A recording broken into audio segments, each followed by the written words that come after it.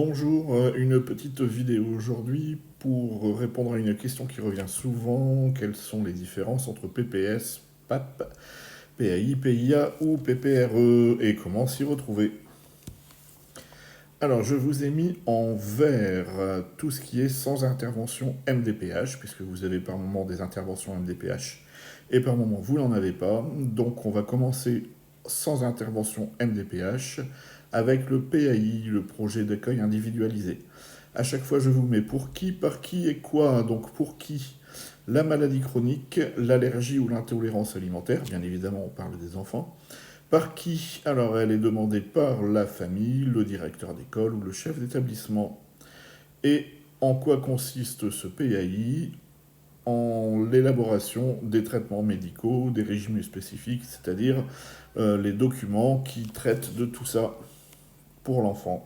PAP, PAP, plan d'accompagnement personnalisé, toujours sans intervention MDPH. Alors pour qui? Ce sont pour les enfants qui souffrent de difficultés scolaires durables, par exemple les troubles des apprentissages. Par qui? Ce sont les enseignants qui le demandent, le conseil des maîtres, le conseil de classe, ou encore la famille. Il consiste en quoi? En des aménagements et des adaptations de nature pédagogique. Toujours en vert, donc toujours sans intervention MDPH, le PPRE, programme personnalisé de réussite éducative. Alors, il est destiné aux enfants qui ont des difficultés et qui manquent de maîtrise, notamment en français et mathématiques. Il est demandé par les équipes pédagogiques et il consiste en quoi? Eh bien, tout simplement en la coordination et la formalisation des actions qui vont être conçues par les équipes pédagogiques. Nous arrivons en rouge, donc maintenant avec intervention MDPH. Le PPS, projet personnalisé de scolarisation. Alors pour qui? Ce sont pour les enfants en situation de handicap. Par qui? Il est demandé par la famille. Et en quoi consiste-t-il? Il régit tout ce qui est scolarité de l'élève, c'est-à-dire la cohérence, l'accompagnement, les aides ou le suivi. Deux derniers sigles, PIA ou PPA, le projet individualisé, je vous l'ai mis entre parenthèses, ou personnalisé, entre parenthèses aussi, d'accompagnement. Donc PIA, projet individualisé d'accompagnement, PPA, projet personnalisé d'accompagnement.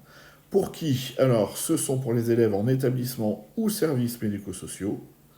Par qui? Ils sont demandés par les directeurs de service ou les directeurs d'établissement. Chacun d'eux va décrire comment vont s'appliquer les mesures du PPS. Et on revient effectivement au PPS. Voilà, vous avez d'autres sigles encore, peut-être à l'heure où je parle, d'autres sont encore arrivés ou d'autres ont été modifiés. Vous pouvez retrouver toutes ces infos de façon très détaillée sur un site https://www.enfantsdifférents.org /scolarité /PAI, PPS, PAP, PIA, PPRE, tout est absolument détaillé.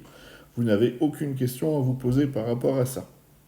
Vous retrouvez aussi le lien de ce site sur la prépa. Voilà, merci. Si cette vidéo vous a plu, n'oubliez pas de mettre un j'aime. Merci encore. Au revoir.